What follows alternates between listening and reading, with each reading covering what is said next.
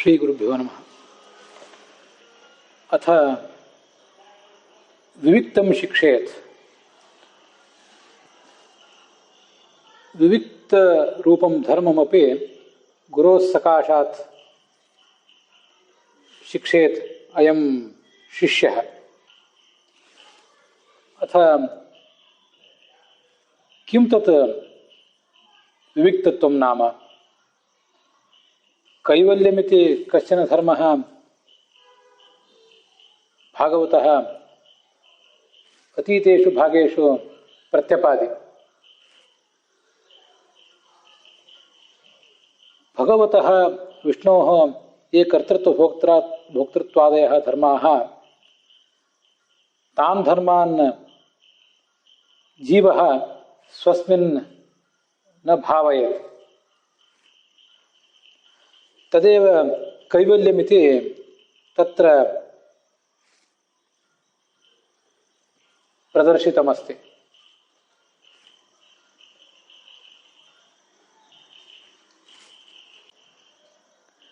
कैवल्यमिति अस्तेयमिति अनर्थान्तरं. भगवतः धर्मान् कर्तृत्वभोक्तृत्वादिरूपान् स्वतन्त्रान् नैव चोरयेत्, नैव स्तेनयेत्. एतेन च अस्तेयरूपेण धर्मेण शीघ्रम् अपरोक्षं ज्ञानं लब्धुं साधकः प्रभवति. अपि च तथा सम्पादितेन अपरोक्षज्ञानेन सकलसांसारिकदुःखनिवृत्तिरूपः मोक्षोऽपि अनुपदमेव प्राप्यते. एवं च यथा अस्तेयरूपः धर्मः मोक्षसाधनभूतेषु धर्मेषु कश्चन अन्तरङ्गसाधनम् इति परिगण्यते, तथा विविक्तरूपं धर्ममपि अधिगच्छेदेव साधकः. तथा च किमिदं विविक्तरूपः धर्मः, कोऽयं विविक्तरूपः धर्मः, किमयं विवेकः? तथा चेत् विवेक इत्येव ब्रूयात्. अपि च विवेकः कस्मिन् विषये, कयोः विषययोः विवेकं सम्पादयेत् साधकः इत्येतत् स्पष्टरूपेण वक्तव्यं भवति. अन्यथा तादृशं विवेकं ज्ञातुं वा प्राप्तुं वा साधकः नैव शक्नोति. अथातः तत्र कश्चन समाधानप्रकारः उच्येत. विवेक इति नित्यानित्यवस्तुनोः एव विवेकः. तत् किमर्थं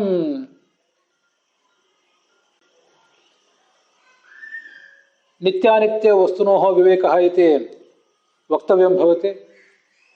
सर्वैरेतद् विज्ञातमेव नित्यानित्ययोः विवेकं प्राप्य साधकः अपरोक्षज्ञानं प्राप्नोति इति. तदेतदपि नैव समीचीनम्. अतीतेषु भागेषु समत्वं शिक्षेत् इत्यत्र समत्वशिक्षणे एव नित्यानित्यविवेकशिक्षणमपि अन्तर्भवति. अतः किमर्थं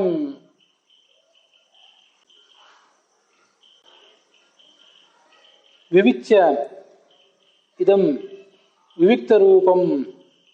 इमं विविक्तरूपं धर्मं वर्णयति भागवतकारः?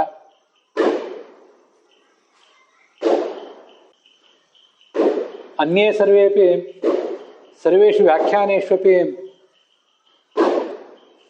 विविक्तदेशसेवित्वं, जनरहिते प्रदेशे वासं कुर्यात् साधकः, तेन चैव ವಿವಿಕ್ತ ದೇಶ ಸೇವನೇನ ಜ್ಞಾನಂ ಪ್ರಾಪ್ನೋತಿ ಇತಿ ಅನ್ಯೇಷು ವ್ಯಾಖ್ಯಾನೇಷು ದೃಶ್ಯತೆ. ಪರಂತು ವಿಷ್ಣುತೀರ್ಥಾಚಾರ್ಯಃ ವಿವಿಕ್ತ ದೇಶ ಸೇವಿತ್ವಂ ಇತಿ ವರ್ಣನಾಪೇಕ್ಷೆಯ ಅನ್ಯಮೇವ ವಿಶಿಷ್ಟಂ ಅರ್ಥಂ ವಿವಿಕ್ತಮಿತ್ಯಸ್ಯ ಪ್ರತಿಪಾದಯತಿ.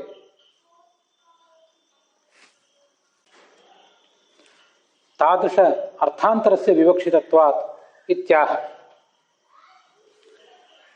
ವಿವಿಕ್ತ ಅನ್ನೋ ಧರ್ಮವನ್ನ ಸಾಧಕ ಅಭ್ಯಾಸ ಮಾಡಬೇಕು ಅಂತ ಬಂದಿದೆ. ಏನದು ವಿವಿಕ್ತ ಅನ್ನೋ ಒಂದು ಜಿಜ್ಞಾಸೆ ನಮಗೆಲ್ಲರಿಗೂ ಕೂಡ ಬರ್ತದೆ. ಹಿಂದೆ ಕೈವಲ್ಯ ಅನ್ನುವ ಧರ್ಮವನ್ನು ಅಭ್ಯಾಸ ಮಾಡಬೇಕು ಅಂತ ಬಂದಿದೆ. ಅದಕ್ಕೇನರ್ಥ?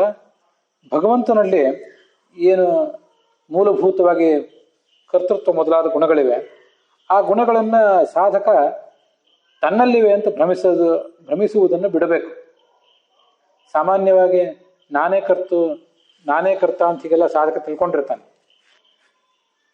ಯಕ್ಷೇ ದಾಶ್ಯಾಮಿ ಮೋದಿಷ್ಯೆ ಅಂತ ಹೀಗೆ ಅವನಿಗೆ ಅಜ್ಞಾನ ಬರ್ತಿರ್ತದೆ. ಆದರೆ ಆ ಭ್ರಮಗಳನ್ನು ಅವನು ಕಳೆದುಕೊಳ್ಬೇಕು. ಅದಕ್ಕೆಲ್ಲ ಮೂಲವಾದಂತಹ ಅಜ್ಞಾನವನ್ನು ಕೂಡ ಅವನು ನೀಗಿಕೊಳ್ಬೇಕು. ಅದನ್ನೇ ಅಸ್ಥೇಯ, ಕದಿಯದಿರುವುದು. ಯಾವುದೋ ಬಂಗಾರ ಬೆಳ್ಳಿ ಹೆರವರ ವಸ್ತುಗಳನ್ನು ಕದಿಯದಿರುವುದು ಅಂತ ಅಷ್ಟು ಮಾತ್ರ ಅಲ್ಲ, ಭಗವಂತನ ಗುಣಗಳನ್ನು ಕದಿಯದಿರುವುದೇ ದೊಡ್ಡ ಧರ್ಮ ಅಂತ ಹಿಂದೆ ಅದು ಬಂದಿದೆ. ಅದರಿಂದ ಬಹಳ ಬೇಗ ಅಪರೋಕ್ಷ ಜ್ಞಾನ ಆಗ್ತದೆ. ಮತ್ತೆ ಸಾಂಸಾರಿಕ ದುಃಖ ನಿವೃತ್ತಿ ರೂಪ ಮೋಕ್ಷವೂ ಕೂಡ ಆಗ್ತದೆ ಅಂತ ಹಿಂದೆ ಬಂದಿದೆ. ಅಸ್ಥೇಯದಂತೆ ವಿವಿಕ್ತವೂ ಕೂಡ ಒಂದು ವಿಶಿಷ್ಟವಾದ ಧರ್ಮ ಅಂತ ವರ್ಣಿತ ಆಗಿದೆ. ಅದೇ ವಿವಿಕ್ತ ಅಂದ್ರೆ ಏನು? ಅದು ಬೇಕೀಗ. ವಿವಿಕ್ತ ಅಂದ್ರೆ ವಿವೇಕ ಅಂತ ನಾವೇನು ಹೇಳ್ತೀವಲ್ಲ, ನಿತ್ಯಾನಿತ್ಯ ವಸ್ತು ವಿವೇಕ, ಹೀಗೆಲ್ಲ ಅದನ್ನೇ ವಿವೇಕ ಅಂತ ಹೇಳೋಣ ಅಂತಂದ್ರೆ, ವಿವೇಕ ಅನ್ನುವುದನ್ನೇ ವಿವಿಕ್ತ ಅಂತ ನೀವು ಒಂದು ವೇಳೆ ಹೇಳಿದ್ರೆ ಯಾವುದರ ವಿವೇಕ ಅಂತ ಹೇಳಬೇಕಾಗ್ತದೆ. ಅದು ಹೇಳದೆ ಹೋದ್ರೆ ಕೇಳುಗನಿಗೆ ಅದು ಸ್ಪಷ್ಟ ಆಗೋದಿಲ್ಲ. ಇಲ್ಲಿ ಅದನ್ನು ಹೇಳಿಲ್ಲ. ಭಾಗವತಕಾರರು ಯಾವುದರ ವಿವೇಕ ಅಂತ ಅನ್ನೋದನ್ನು ವರ್ಣಿಸಲಿಲ್ಲ. ಆದ್ರಿಂದ ವಿವಿಕ್ತ ಅಂದ್ರೆ ವಿವೇಕ ಅಲ್ಲ ಅಂತ ಆಯ್ತು. ಅದಕ್ಕೆ ಹೀಗೊಂದು ಸಮಾಧಾನ ಹೇಳ್ಬೋದು, ಯಾವುದರ ವಿವೇಕ ಅಂತ ಹೇಳ್ಬೇಕು ಯಾಕೆ? ವಿವೇಕ ಅಂದ್ರೆ ಪ್ರಸಿದ್ಧವಾದ್ದು, ನಿತ್ಯಾನಿತ್ಯ ವಸ್ತು ವಿವೇಕ ಅಂತ ಅನ್ನೋದೇ ಪ್ರಸಿದ್ಧ. ಅದರಿಂದ ಅದನ್ನ ಪ್ರತ್ಯೇಕವಾಗಿ ಹೇಳುವುದೇನಿದೆ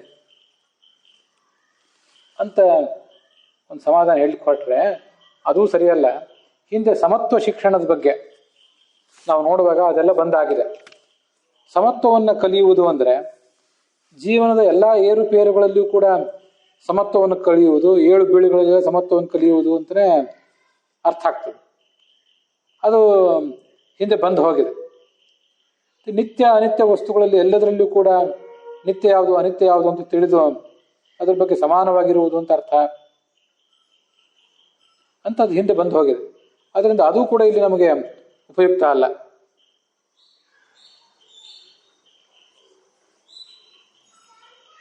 ವಿವಿಕ್ತ ದೇಶ ಸೇವಿತ್ವ ಅಂತ ನಾವು ಸಾಮಾನ್ಯವಾಗಿ ಇದಕ್ಕೊಂದು ಅರ್ಥವನ್ನ ಕೇಳಿರ್ತೀವಿ ಎಲ್ಲ ಕಡೆ. ವಿವಿಕ್ತ ದೇಶ ಸೇವಿತ್ವಂ ಅರತಿರ್ ಜನಸಂಸದಿ ಅಂತ ಭಗವದ್ಗೀತೆಯಲ್ಲಿ ಕೂಡ ಬಂದಿದೆ. ಸಾಧಕನಾದವನು ಜನಸಮ್ಮರ್ದದ ನಡುವೆ ಇರಬಾರದು. ವಿಪರೀತ ಜನಸಮ್ಮರ್ದ, ಅದರ ಮೂಲಕ ಆ ಜನರ ಒಡನಾಟ, ಅವ್ರ ಜೊತೆ ಮಾತುಕತೆ ಇತ್ಯಾದಿಗಳು ಅದರಲ್ಲಿ ತೊಡಗುವ ಪ್ರಸಂಗ ಅವನಿಗೆ ಬಂದರೆ ಅವನ ಸಾಧನೆಗೆ ಭಂಗ ಬರ್ತದೆ, ಸಮಯ ಹಾಳಾಗ್ತದೆ. ಆದ್ದರಿಂದ ವಿವಿಕ್ತ ದೇಶ ಸೇವಿತ್ವಂ, ಜನರಹಿತವಾದ ಪ್ರದೇಶದಲ್ಲಿ ಅವನು ಇರುವ ಪ್ರಯತ್ನ ಮಾಡಬೇಕು. ಮತ್ತು ಅರತಿರ್ ಜನ ಸಂಸದಿ, ಎಲ್ಲಿ ಜನ ಸಂವಾದ ಇರ್ತದೆ, ಜನ ಹೆಚ್ಚು ಸಂಖ್ಯೆಯಲ್ಲಿದ್ದಾರೆ ಅಲ್ಲಿ ಇರಬಾರದು, ಜನರಹಿತವಾದ ಪ್ರದೇಶದಲ್ಲಿ ಇರಬೇಕು. ಇದು ಸಾಮಾನ್ಯವಾಗಿ ಎಲ್ಲರೂ ಹೇಳುವ ಅರ್ಥ. ಆದರೆ ಆ ಅರ್ಥ ನಮಗೆ ಮುಖ್ಯ ಅಲ್ಲ, ಇನ್ನೂ ಹೆಚ್ಚಿನ ಅರ್ಥವನ್ನು ಹೇಳಬೇಕಾಗಿದೆ ಅಂತಿದ್ದಾರೆ ವಿಷ್ಣು ತೀರ್ಥರು. ಆದರೆ ಆ ಅರ್ಥ ತಪ್ಪು ಅಂತ ಏನಲ್ಲ, ನಮಗಿದು ಗಮನ ಇರಬೇಕು. ಇದನ್ನು ಕೇಳುವವರಿಗೆ ವಿವಿಕ್ತ ಶಿಕ್ಷಣ ಅಂದ್ರೆ ಜನರಹಿತವಾದ ಪ್ರದೇಶದಲ್ಲಿ ವಾಸ ಮಾಡುವುದು ಅಂತೇನು ವಿವಿಕ್ತ ದೇಶ ಸೇವಿತ್ವ ಅಂತ ಅನ್ನೋದಕ್ಕೆಲ್ಲರೂ ಅರ್ಥ ಹೇಳ್ತಾರೆ. ಆ ಅರ್ಥ ಅಲ್ಲ ಅಂತ ವಿಷ್ಣು ತೀರ್ಥರು ಹೇಳ್ತಿದ್ದಾರೇನೋ ಅಂತ ಕಾಣಿಸ್ತದೆ. ಹಾಗಲ್ಲ, ಆ ಅರ್ಥ ಇದ್ದದ್ದೇ, ಇನ್ನೂ ಹೆಚ್ಚಿನ ಅರ್ಥ ಬೇಕಾಗಿದೆ. ಅದಕ್ಕಾಗಿ ಪ್ರಯತ್ನಿಸ್ತಾ ಇದ್ದಾರೆ ವಿಷ್ಣು ತೀರ್ಥಾಚಾರ್ಯರು ವಿವಿಕ್ತ ಅನ್ನೋ ಶಬ್ದವನ್ನ ವ್ಯಾಖ್ಯಾನಿಸಲಿಕ್ಕೆ.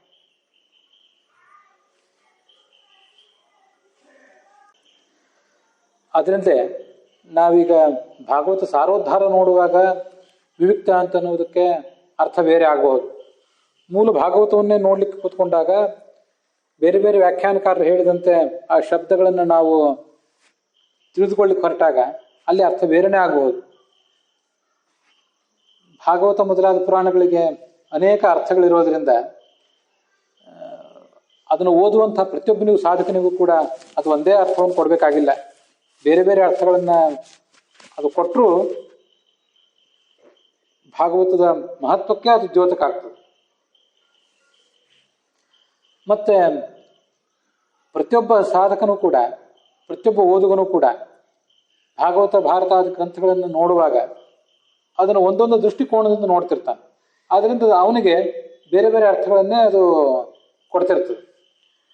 ಆದ್ರಿಂದ ಜನರಹಿತವಾದ ಪ್ರದೇಶದಲ್ಲಿ ಇರಬೇಕೆ ಅಂತ ಗೀತೆಗೆ ಅನುಸಾರವಾಗಿ ವಿವಿಕ್ತ ದೇಶ ಸೇವಿತ್ತು ಅಂತ ಹೇಳಿದ್ರೆ ತಪ್ಪೇನೂ ಅಲ್ಲ. ಇಲ್ಲೊಂದು ಬೇರೆ ಅರ್ಥ ಹೇಳ್ತಿದ್ದಾರೆ ಅಷ್ಟೆ. ಅದೇನು ಹಾಗಾದ್ರೆ ಅಂದ್ರೆ, ವಿವಿಕ್ತ ದೇಶ ಸೇವಿತ್ವ ಅಂದ್ರೆ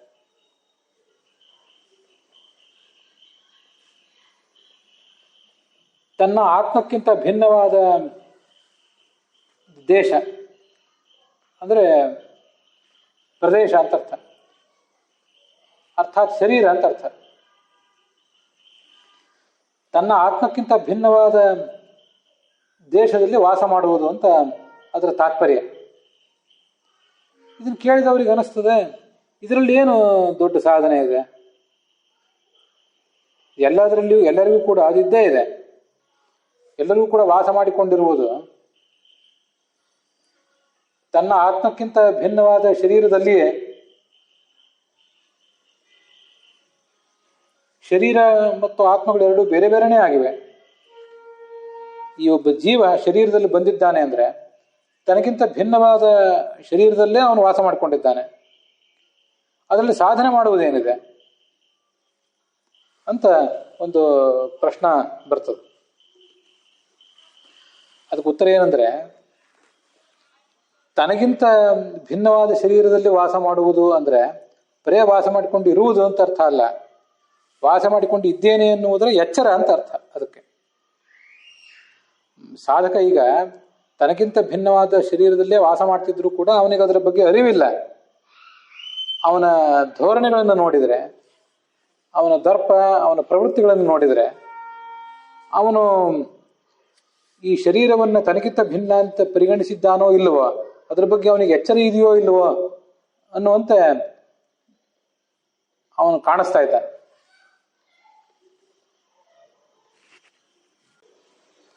ಆದ್ರಿಂದ ನಾವೆಲ್ಲರೂ ಕೂಡ ನಮ್ಮ ಜೀವ ಸ್ವರೂಪಕ್ಕಿಂತ ಭಿನ್ನವಾದ ಶರೀರದಲ್ಲಿಯೇ ಇದ್ದೀವಿ ಆದರೂ ಕೂಡ ಇದ್ದೀವಿ ಅನ್ನುವುದನ್ನ ಪ್ರತಿಯೊಂದು ಕ್ಷಣದಲ್ಲೂ ಕೂಡ ನಾವು ಕಾಣ್ತಾ ಇರಬೇಕು ಅಂತ ಅದರ ತಾತ್ಪರ್ಯ. ಅದನ್ನ ಈಗ ಇಲ್ಲಿ ಹೇಳಲಿಕ್ಕೆ ಹೊರಟಿರೋದು. ಮೂರ್ಖರಾದವರು ತಾನು ಬೇರೆ ಅಲ್ಲ, ತನ್ನ ಶರೀರ ಬೇರೆ ಅಲ್ಲ ಅಂತ ತಿಳ್ಕೊತಾರೆ. ಅವರಿಗೆ ಶರೀರಕ್ಕಿಂತ ಭಿನ್ನವಾದಂತಹ ಒಂದು ಜೀವದ ಜ್ಞಾನವೇ ಇಲ್ಲ. ಅತೀಂದ್ರಿಯವಾದ ಸಂಗತಿಗಳ ಬಗ್ಗೆ ಅವರಿಗೆ ಎಚ್ಚರವೇ ಇಲ್ಲ. ಈ ಶರೀರ ಸತ್ತರೆ, ಶರೀರ ಮಣ್ಣಾದರೆ ಅಥವಾ ಅದು ಬೆಂಕಿಗೆ ಹೋದರೆ ಮುಗೀತು ಅಲ್ಲಿಗೆ. ಇದಕ್ಕಿಂತ ಹೊರತಾಗಿ ಮತ್ತೆ ಈ ಜೀವಕ್ಕೆ ಇನ್ನೊಂದು ಜನ್ಮ ಮುಂದಿದೆ ಅಥವಾ ಹಿಂದೆ ಯಾವುದೋ ಒಂದು ಜನ್ಮ ಅದಕ್ಕೆ ಇತ್ತು ಅನ್ನೋದನ್ನ ಒಪ್ಪದೇ ಇದ್ದಂಥವರು ಅನೇಕ ಜನರಿದ್ದಾರೆ. ಅವರೆಲ್ಲ ಮೂರ್ಖರೇ. ಇನ್ನು ಕೆಲವರು ನಮ್ಮಂಥವರು ಶಾಸ್ತ್ರದ ಪಠನದಿಂದ, ಉಪದೇಶದ ಬಲದಿಂದ ಶರೀರ ಆತ್ಮ ಎರಡೂ ಬೇರೆ ಅಂತ ತಿಳ್ಕೊಂಡಿದ್ದೀವಿ. ನಾವು ತಿಳಿದಿಲ್ಲ ಅಂತಲ್ಲ, ಆದರೆ ನಮ್ಮ ವರ್ತನೆಗಳನ್ನು ಗಮನಿಸಿದರೆ ಶರೀರ ಬೇರೆ ಆತ್ಮ ಬೇರೆ ಅನ್ನುವುದನ್ನು ನಾವು ಅನುಷ್ಠಾನಕ್ಕೆ ತಂದಂತೆ ಕಾಣ್ತಿಲ್ಲ. ಪಾಠ ಕೇಳುವಾಗ, ಪ್ರವಚನ ಮಾಡುವಾಗ ಶರೀರ ಆತ್ಮ ಎರಡು ಬೇರೆ ಬೇರೆ ಅಂತ ಕೇಳುತ್ತೇವೆ ಮತ್ತು ಹೇಳುತ್ತೇವೆ. ಆದರೆ ನಾವು ವರ್ತಿಸುವಾಗ ಪ್ರತಿಯೊಂದು ಕ್ಷಣದಲ್ಲೂ ಕೂಡ, ನಾವು ಮಾಡುವಂಥ ಪ್ರತಿಯೊಂದು ಕ್ಷಣದಲ್ಲೂ ಕೂಡ ನಾನು, ನನ್ನ ಶರೀರ, ನಾನು ಬೆಳ್ಳಗಿದ್ದೇನೆ, ನಾನು ಕಪ್ಪಗಿದ್ದೇನೆ, ನಾನು ಸುಂದರ, ನಾನು ಕುರೂಪಿ ಇತ್ಯಾದಿಗಳನ್ನು ಮಾತಾಡುವಾಗ, ಹಾಗೆ ಇತರರ ಬಗ್ಗೆ ಮಾತನಾಡುವಾಗ ಈ ಶರೀರವನ್ನೇ ನಾವು ಅಂತ ತಿಳ್ಕೊಂಡಿರ್ತೀವಿ. ಮತ್ತೆ ನಾವು ಅಂತ ತಿಳ್ಕೊಂಡವ್ರಂತೆ ಮಾತಾಡ್ತೇವೆ.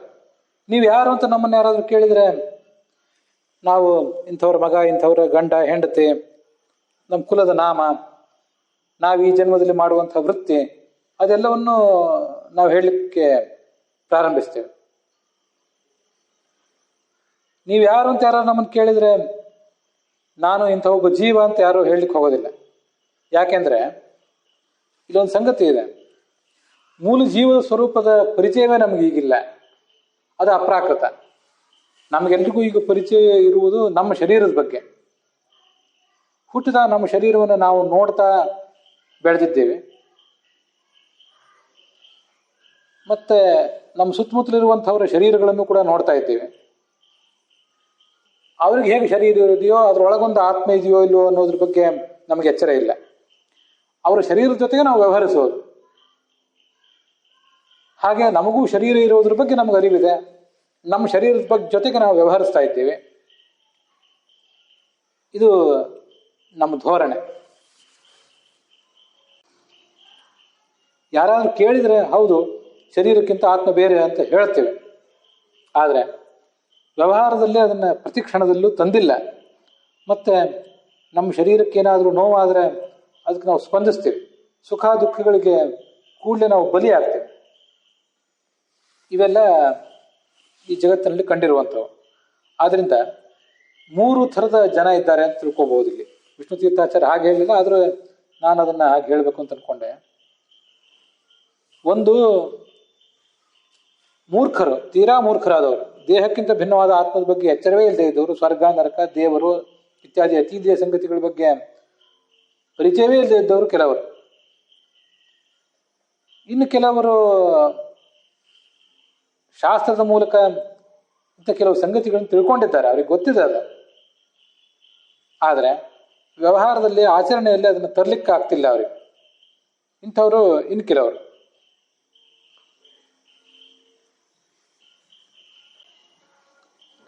ಮತ್ತೆ ಇನ್ನೊಂದು ವರ್ಗ ಏನಿದೆ, ಅದು ಬಹಳ ಉತ್ತಮರಾದಂಥವರ ವರ್ಗ. ಅದೇನು ವರ್ಗ ಅಂದರೆ, ಅವರಿಗೆ ದೇಹವೇ ಆತ್ಮ ಅಲ್ಲ ಅನ್ನೋದು ಸ್ಪಷ್ಟವಾಗಿ ಗೊತ್ತಿದೆ. ಮತ್ತೆ ಆಚರಣೆಯಲ್ಲಿ ತರುವಾಗಲೂ ಕೂಡ ಅವರು ಅಪರೋಕ್ಷ ಜ್ಞಾನವನ್ನೇ ಸಂಪಾದನೆ ಮಾಡಿರುವುದರಿಂದ, ಅಥವಾ ಅಪರೋಕ್ಷ ಜ್ಞಾನದ ಹಂತಕ್ಕೆ ಅವರು ಬಂದು ತಲುಪಿರುವುದರಿಂದ ಅವರಿಗೆ ಅವರ ನಡೆ ನುಡಿಗಳಲ್ಲಿಯೂ ಕೂಡ ಪ್ರತಿ ಕ್ಷಣದಲ್ಲಿಯೂ ನಾನು ಬೇರೆ, ಈ ಆತ್ಮ ಬೇರೆ, ಈ ದೇಹ ಬೇರೆ ಅನ್ನುವ ಎಚ್ಚರ ಇದೆ. ಯಾವ ಕ್ಷಣದಲ್ಲಿಯೂ ಕೂಡ ಆ ಎಚ್ಚರವನ್ನೇ ಅವ್ರು ಕಳ್ಕೊಳ್ಳೋದಿಲ್ಲ. ಅಂಥದ್ದಂತೂ ಬಹಳ ಉನ್ನತವಾದಂಥ ಹಂತಕ್ಕೆ ಏರಿದಂಥ ವರ್ಗ ಅದು. ಹಾಗಾದ್ರೆ ಏನು ಮಾಡ್ಬೇಕೀಗ ಅಂದರೆ, ಮೊದಲು ಆ ಭ್ರಾಂತಿಯನ್ನು ನಾವು ಬಿಡಬೇಕು. ಶರೀರವೇ ನಾವು ಅನ್ನೋ ಭ್ರಾಂತಿಯನ್ನು ಬಿಡಬೇಕು. ಮತ್ತೆ ಪ್ರತಿಯೊಂದು ಕ್ಷಣದಲ್ಲಿಯೂ ಕೂಡ ಅದರ ಬಗ್ಗೆ ಸರಿಯಾದ ತಿಳುವಳಿಕೆಯ ಮೂಲಕ ನಾವು ಮುಂದುವರಿಬೇಕು. ಇದನ್ನೇ ವಿಯುಕ್ತ ದೇಶ ಸೇವಿತ್ವ ಅಂತ ಹೇಳೋದು. ಮನುಷ್ಯ ಜನ್ಮ ಬಂದಾಗ ಈ ಶರೀರಕ್ಕಿಂತ ಭಿನ್ನ ನಾನು ಅನ್ನುವುದರ ಎಚ್ಚರ ಇಟ್ಕೊಳ್ಳದೆ ಹೋದರೆ ಅಂಥವನನ್ನ ಮನುಷ್ಯ ಅಂತ ಹೇಳಿ ಏನು ಉಪಯೋಗ?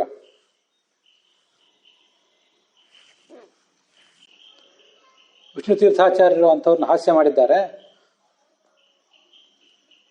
ಯತಃ ಸುದುರ್ಲಭಮಪಿ ವ್ಯರ್ಥೀಕೃತವಾನ್ ಅತಃ ಸಹ ಮೂರ್ಖ ಏವ ಅನಿವರ್ತ್ಯ ಭ್ರಮತ್ವಾತ್ ಅತಃ ಸ ದುರಾರಾಧ್ಯೇವೇತಿ ನೈತತ್ ಸಂಸರ್ಗ ವಿಶಿಷ್ಟ ಸುರೇಂದ್ರಲೋಕೋಪೆ ಸತಾಂ ಮಾಭೂದಿತಿ. ಯಾರಿಗೆ ಈ ಭ್ರಮಗಳನ್ನು ಕಳ್ಕೊಳ್ಳುವುದಾಗಿಲ್ಲ ಅಂಥವ್ರ ಜೊತೆ ನಾವು ವಾಸ ಮಾಡುವುದಾದರೆ ನಮಗೆ ಸ್ವರ್ಗಲೋಕವೂ ಕೂಡ ಬೇಡ. ಯಾಕೆಂದ್ರೆ ಸ್ವರ್ಗಲೋಕಕ್ಕೆ ಹೋದ್ರೂ ಕೂಡ ಇಂಥ ಮೂರ್ಖರೇ ನಮ್ಮ ಜೊತೆಗೆ ಇರುವುದಾದರೆ ತಾವು ಏನನ್ನೂ ತಿಳಿದಿಲ್ಲ ಅವರು. ಮತ್ತೆ ಅಂಥವ್ರ ಸಹವಾಸದಿಂದ ನಮಗೆ ಇರುವ ಅಲ್ಪ ಸ್ವಲ್ಪ ತಿಳುವಳಿಕೆಯೂ ಕೂಡ ನಷ್ಟ ಆಗಿಬಿಡ್ತದೆ. ಅದರಿಂದ ಸ್ವರ್ಗಲೋಕವೂ ಕೂಡ ನಮಗೆ ಬೇಡ ಅಂಥ ಮೂರ್ಖರು ಇರುವುದಾದ್ರೆ ಅಂತ ಹೇಳ್ತಿದ್ದಾರೆ.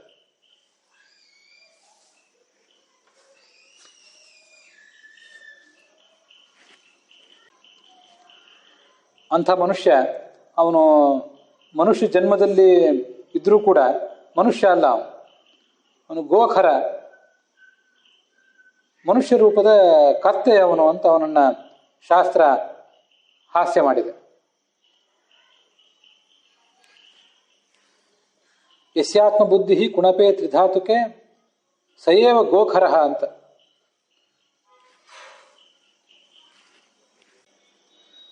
ಭಾಗವತದಲ್ಲಿ ಅದನ್ನ ಬೇರೆ ಬೇರೆ ಕಡೆ ವರ್ಣಿಸೇ ಇದ್ದಾರೆ. ಅದು ಹೇಗೆ ಅಂದ್ರೆ, ಮೂರ್ಖೋ ದೇಹಾದ್ಯಹಂ ಬುದ್ಧಿ. ಮೂರ್ಖ ಅಂದ್ರೆ ಯಾರು ಅಂದ್ರೆ ದೇಹವೇ ನಾನು ಅಂತ ಹೇಳಿಕೊಂಡು ತಿರುಗಾಡುವವನೇ ಮೂರ್ಖ ಅಂತ ಕರೆಸ್ಕೋತಾನೆ. ಗೃಹಂ ಶರೀರಂ ಶರೀರಂ ಮಾನುಷ್ಯಂ, ಮನೆ ಅಂದರೆ ಮನುಷ್ಯ ಶರೀರವೇ. ನಾವು ಬಿಟ್ಟು ಹೋಗ್ಬೇಕಾಗಿರುವುದು ಇದನ್ನೇ.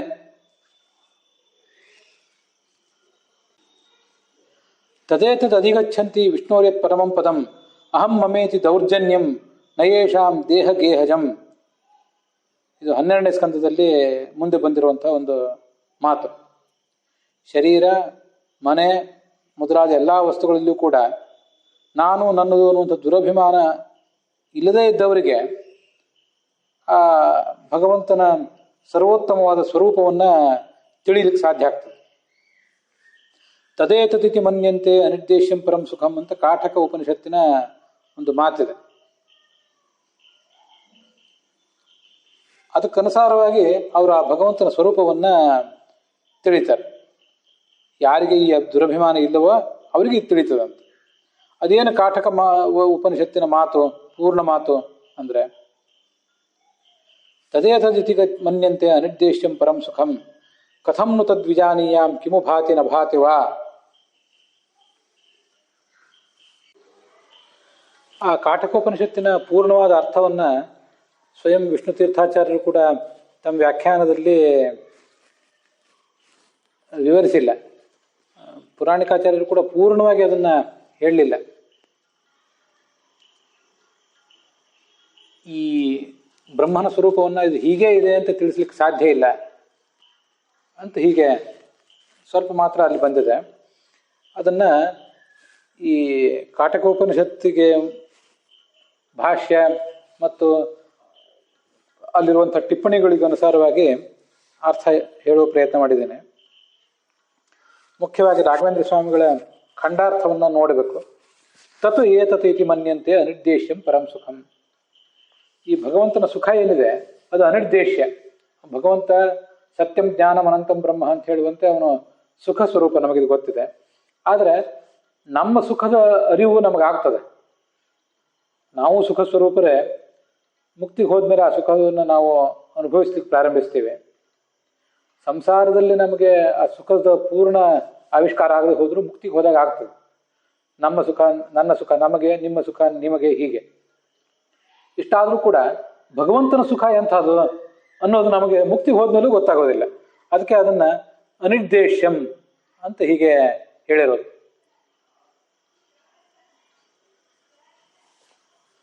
ಅಂಥ ಅನಿರ್ದೇಶವಾದಂಥ ವಿಶಿಷ್ಟವಾದ ಒಂದು ಸುಖ ಅದು. ಅದನ್ನೇ ತತ್ ಏತತ್ ಎಂಬುದಾಗಿ ಈ ಸಾಧಕರು ತಿಳ್ಕೊಳ್ತಾರಂತೆ. ತತ್ ಅಂದ್ರೆ ಅದು ಅಂತ ಅರ್ಥ, ಏತತ್ ಅಂದ್ರೆ ಇದು. ಅದೇನು ತತ್ ಏತತ್ ಅಂದ್ರೆ ಅನ್ನೋದಕ್ಕೆ ಅರ್ಥ ಅಂದ್ರೆ ರಾಘವೇಂದ್ರ ಸ್ವಾಮಿ ಖಂಡಾರ್ಥದಲ್ಲಿ ಹೀಗಿದೆ. ಹಿಂದೆ ಇದೇ ಕಾಠಕೋಪನಿಷತ್ನಲ್ಲೇ ಗುಹ್ಯಂ ಬ್ರಹ್ಮ ಅಂತ ಹೀಗೆ ಪ್ರಾರಂಭಕ ಮಾಡಿದ್ದಾರೆ, ಈಗ ಉಪಕ್ರಮ ಮಾಡಿದ್ದಾರೆ. ಆ ಬ್ರಹ್ಮ ಮತ್ತೆ ಹಾಗೆ ಪ್ರಾರಂಭ ಮಾಡಿ ಮುಂದೆ ಏಕಂ ರೂಪಂ ಅಂತ ಕಾಠಕೋಪನಿಷತ್ತಿನ ಮಧ್ಯಭಾಗದಲ್ಲೂ ಕೂಡ ಅದ್ರ ಬಗ್ಗೆ ವರ್ಣನೆ ಬಂದಿದೆ. ಅಂಥ ಬ್ರಹ್ಮ ಆರಂಭದಲ್ಲಿ ಗುಹ್ಯಂ ಬ್ರಹ್ಮ ಎಂಬುದಾಗಿ ವರ್ಣಿಸಲ್ಪಟ್ಟು ಮುಂದೆ ಏಕಂ ರೂಪಂ ಅಂತ ಹೀಗೆ ಮಧ್ಯದಲ್ಲಿಯೂ ವರ್ಣಿಸಲ್ಪಟ್ಟಿರುವಂತಹ ಬ್ರಹ್ಮ ಏನಿದೆ, ಆ ಬ್ರಹ್ಮನ ಸ್ವರೂಪ ಅದೇ ಅನಿರ್ದೇಶ್ಯ. ಇದು ಹೀಗೆ ಅಂತ ಯಾರಿಗೂ ಹೇಳಲಿಕ್ಕೆ ಸಾಧ್ಯ ಇಲ್ಲ. ಅದನ್ನು ಜ್ಞಾನಿಗಳು ತಿಳಿತಾರೆ. ಜ್ಞಾನಿಗಳಾದರೂ ಕೂಡ ಇದನ್ನು ಪೂರ್ಣವಾಗಿ ಹೀಗೆ ತಿಳಿಲಿಕ್ಕೆ ಸಾಧ್ಯ ಇಲ್ಲ ಅಂತ ತಿಳಿತಾರೆ ಹೊರತು ಅದನ್ನು ಅವರು ಪೂರ್ಣವಾಗಿ ತಿಳ್ಕೊಳ್ಳುವುದೂ ಇಲ್ಲ, ತಿಳ್ಕೊಂಡಿದ್ದೀವಿ ಅಂತ ಭ್ರಮಿಸುವುದೂ ಇಲ್ಲ. ಮತ್ತೆ ಕಥಂನು ತದ್ವಿಜಾನೀಯ, ಹೀಗೆ ದೊಡ್ಡ ದೊಡ್ಡ ಜ್ಞಾನಿಗಳಿಗೆ ಅದು ಅಳತೆಗೆ ಸಿಗೋದಿಲ್ಲ ಅಂದಮೇಲೆ ನನ್ನಂಥ ಸಾಮಾನ್ಯನಾದವನು ಭಗವಂತನ ಪ್ರಸಾದ ಇಲ್ಲದೆ ಆ ಭಗವಂತನ ರೂಪವನ್ನು ತಿಳಿಯುವುದು ಹೇಗೆ? ಮತ್ತೆ ಕಿಮು ಭಾತಿನ ಭಾತಿವ, ಅದಲ್ಲದೆ ನನ್ನಂಥ ಸಾಮಾನ್ಯನ ಪ್ರಯತ್ನಕ್ಕೆ ಅದು ಸಿಗ್ತದೋ ಇಲ್ಲೋ, ಎಂದಾದರೂ ಆ ಭಗವಂತನ ಸ್ವರೂಪವನ್ನು ನಾನು ಸಾಕ್ಷಾತ್ಕರಿಸಿಕೊಳ್ಳಬಲ್ಲೆನೋ ಇಲ್ವೋ, ಅದು ಒಂದು ಗೊಂದಲವೇ. ಅದಕ್ಕೆ ಹೇಳಿದ್ದು ಮನುಷ್ಯಾಣಾಂ ಸಹಸ್ರೇಶು ಕಶ್ಚಿದ್ಯತತಿ ಸಿದ್ಧಯೇ, ಸಾವಿರಾರು ಜನ ಮನುಷ್ಯರಲ್ಲಿ ಯಾರೋ ಒಬ್ಬ ಸಿದ್ಧಿಗಾಗಿ ಪ್ರಯತ್ನ ಪಡ್ತಾನಂತೆ. ಉಳಿದವರೆಲ್ರಿಗೂ ಅದು ನ ಭಾತಿ, ತಿಳಿಯುವುದೇ ಇಲ್ಲ. ಮತ್ತೆ ಆ ಪ್ರಯತ್ನ ಪಡಲಿಕ್ಕೆ ಹೊರಟರೂ ಕೂಡ ಅವರೆಲ್ರಿಗೂ ಸಾಫಲ್ಯ ಸಿಗೋದಿಲ್ಲ ಅಂತ ಅದರ ಅಭಿಪ್ರಾಯ ಅಲ್ಲಿದೆ. ಪ್ರಯತ್ನ ಪ್ರಾರಂಭ ಮಾಡಿ ಅರ್ಧದಲ್ಲೇ ಕೈ ಬಿಟ್ಟು ಮತ್ತೆ ತಮ್ಮ ಸಾಂಸಾರಿಕ ಸುಖಭೋಗಗಳಲ್ಲೇ ಮುಳುಗಿ ಹೋಗ್ತಾರೆ ಅನೇಕ ಜನ. ಇನ್ನು ಕೆಲವರು ಅದರಲ್ಲಿ ಸಾಫಲ್ಯ ಕಂಡರೂ ಕೂಡ ತಮ್ಮ ತಮ್ಮ ಯೋಗ್ಯತೆಗೆ ಅನುಗುಣವಾಗಿ ಸಾಫಲ್ಯ ಕಾಣ್ತಾರೆ ಹೊರತು ಆ ಪರಬ್ರಹ್ಮವನ್ನು ಪೂರ್ಣವಾಗಿ ಅರ್ಥ ಮಾಡ್ಕೊಳ್ಳಿಕ್ಕೆ ಅವ್ರಿಗೆ ಯಾರಿಗೂ ಆಗೋದಿಲ್ಲ. ಹೀಗಿಲ್ಲಿ ಅನಿರ್ದೇಶ್ಯಂ ಅಂತ ಆ ಭಗವಂತನ ಸ್ವರೂಪವನ್ನು ವರ್ಣಿಸಿದ್ದಾರೆ. ಹೀಗೆ ಅನಿರ್ದೇಶ್ಯಂ ಅಂತ ವರ್ಣಿಸಿರುವುದೇನಿದೆ ಅದು ಅಂತಹ ಅನಿರ್ದೇಶವಾದ ಭಗವಂತನ ಸ್ವರೂಪವನ್ನು ತಿಳ್ಕೊಳ್ಬೇಕಾದ್ರೆ ಈ ದೇಹ ನಾನಲ್ಲ,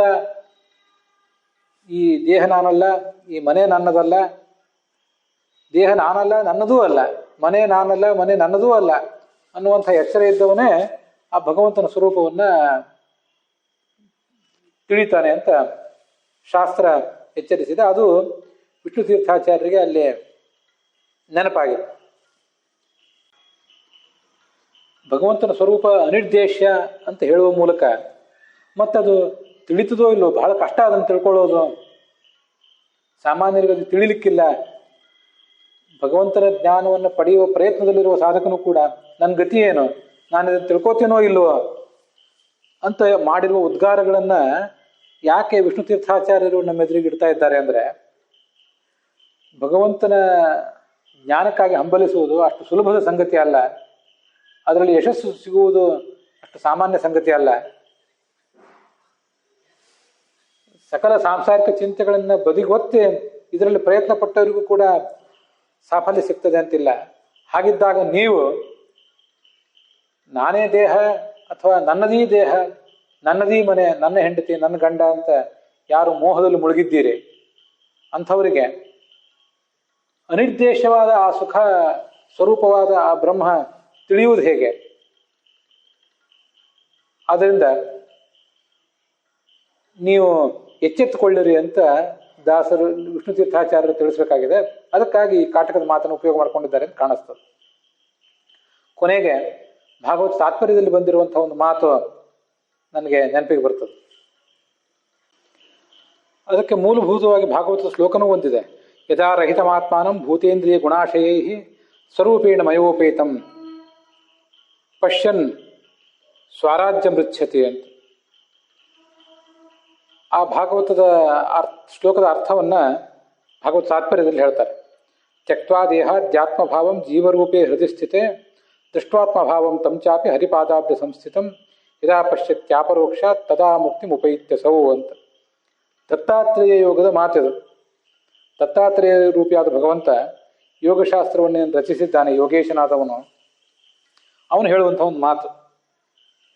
ಹೇಗೆ ಈ ವಿವಿಕ್ತ ಸೇವಿತ್ವವನ್ನು ನಾವು ಅಭ್ಯಾಸ ಮಾಡಬೇಕು, ಇದೊಂದು ಸೈಕೋಥೆರಪಿ ಹಿಂದೆ ಹೇಳಿದ್ದೆ. ತ್ಯಕ್ವಾ ದೇಹಾಧ್ಯಾತ್ಮಭಾವಂ, ದೇಹದ ಕಡೆ ಒಂದು ಕಡೆ ನೋಡ್ಕೊಳ್ಬೇಕು.